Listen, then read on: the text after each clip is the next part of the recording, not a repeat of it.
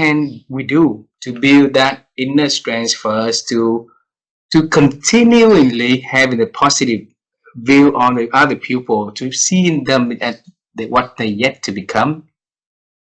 Well, it requires a level of maturity. We as humans and as even as children, you're attracted to other people based on how you view them. You see them, right? You visually see them. Mm. But the key is when you allow yourself to get to know them and you spend time inquiring as to who they are and come to appreciate what's unique about them. And the earlier that you can teach children to do that, the better, because children, like all humans, are going to be attracted again by the pretty person or the person who runs the fastest or the person who makes them laugh. But sometimes that person isn't the deepest person.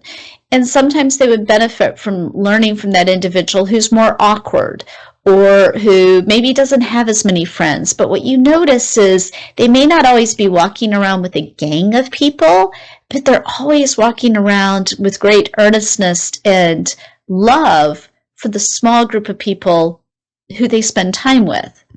And so once you get through the things that the world tells us are very important, and you begin to understand what's special about each individual and ask them questions, right? Part of the only way for you to find out is that you ask someone questions. You spend time with someone.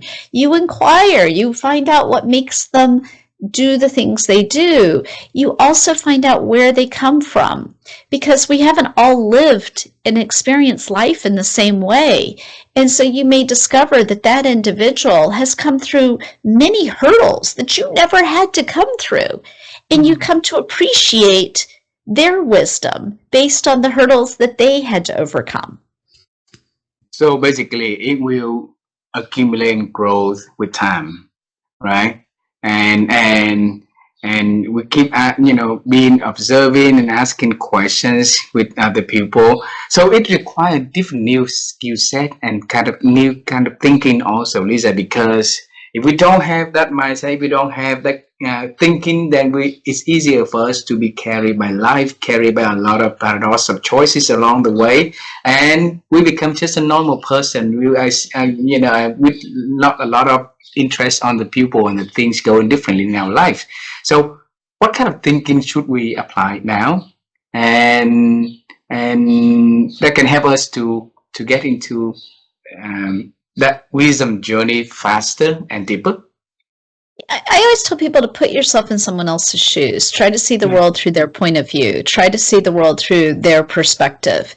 And that is not always possible, right? Like, say that you have someone who has a level of illness that you've never experienced. And so they have physical deficits that you yourself will never be able to experience. You will never be able to understand all that they go through every single day to get out of bed and go to work, or to get out of bed and actually just go to the kitchen table.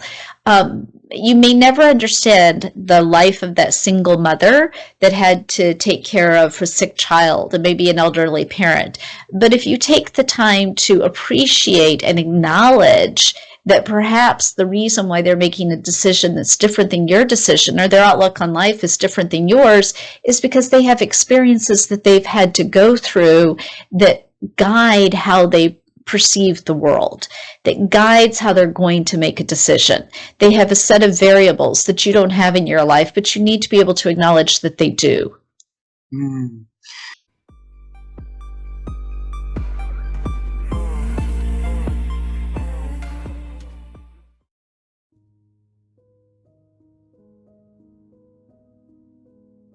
Well, I think in every one of those moments for me, I can now look back, perhaps through my wisdom gear, and see all of the little things I was doing every day to prepare for that moment. Wow. So I'll give you an example, because a lot of young students come to me. We're right next door to the University of Michigan, and a lot of students hear about me. They reach out. They want to come talk to me. They want somewhat ask the same kinds of questions you're asking, but they're in their early 20s at that point. And they ask me often, what advice do you have for me as I go out into the work world? And I tell them that the most important thing I learned to do when I got my first jobs is to do this, to raise my hand and volunteer for things. And I say, let me tell you how that worked for me. And part of it was, I think in the back of my mind, I always knew I wanted to have my own business. That was just a kind of a bucket list goal for me. And so I said, I was a programmer. I was a technical person. I had studied computer science at the University of Michigan. So I knew that the value I was being paid for was to create software with my fingers and my brain. That was how I produced value. But if I wanted to grow, I needed to have different experiences. It couldn't just be technical experiences. So when the salesperson came into the room of engineers and said, hey, I'm going on a customer visit. I need an engineer to come with me to explain our products to our potential clients, I raised my hand and I said, I'll go. When the HR director said, hey, we're planning the holiday party for our team, and I need a few people to help me plan it and execute it, and I said, I can help with that. Wow. When the manufacturing team that was building the little electronic products that we were shipping said, hey, we're really behind on shipments, we need a few extra hands back in manufacturing to help build the products, I said, I can help with that. When somebody said, hey, we're going to a trade show in Las Vegas, we need somebody to help build the booth, man the booth, talk to potential customers, I can help with that. And I would say that all of those in the moment learning opportunities were done minute by minute, day by day, week by week, year by year, so that when later those really big moments happened, I had all of this body of experience, knowledge, and wisdom built up from those other moments where I raised my hand that, it often, there is a phrase that says fortune favors the prepared mind. And, and I think, my instinct was I wanted to have those other kinds of experiences. I wasn't, because I think a lot of times people are like, no, you just wait. And you wait till the opportunity comes and it will be handed to you. And I've just never seen that happen. It's always based on the minute day by day things you do to prepare yourself for those big moments. Wow. And again, I think reading books is another big part of that too.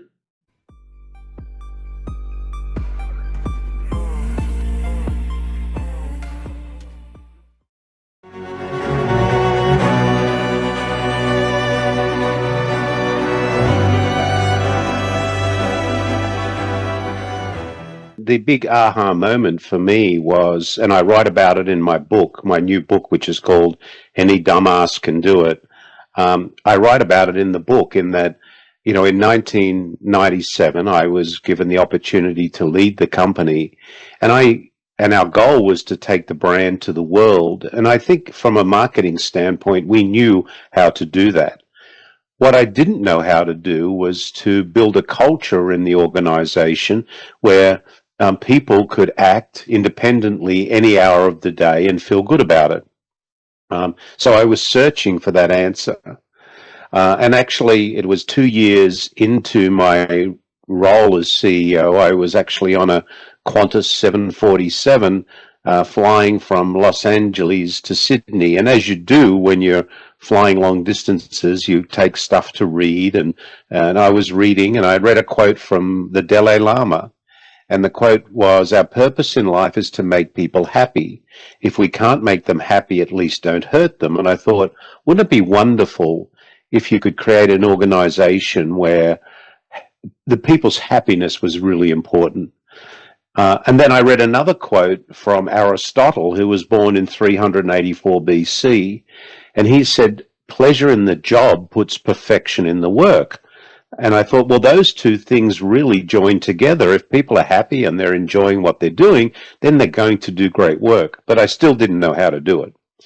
anyhow, when I got back to San Diego, I was reading something in a local newspaper about a master's degree in leadership at the University of San Diego. And I went to an information session where I heard my mentor, my dear friend, Dr. Ken Blanchard, the guru of servant leadership, talk about this master's degree, which was about getting people in the heart, not just in the head. So here I was, already CEO of a US public company. I went back to school and I did a master's degree in leadership, which was really very focused on, and Ken was one of my professors, which was really very focused on how do you build an organization that's really focused on servant leadership. So it was there that I found the tools. And as you've talked about wisdom a little bit, we were talking before we went live, I think there's a journey to wisdom. You go and I think that starts with forever learning. So what you do when you learn is you gain knowledge. And when you put knowledge to work, you create wisdom. So my path is to be always a forever learner, to be able to gain knowledge. And once you have knowledge and you put it to work, that's when wisdom arrives. So that was my journey.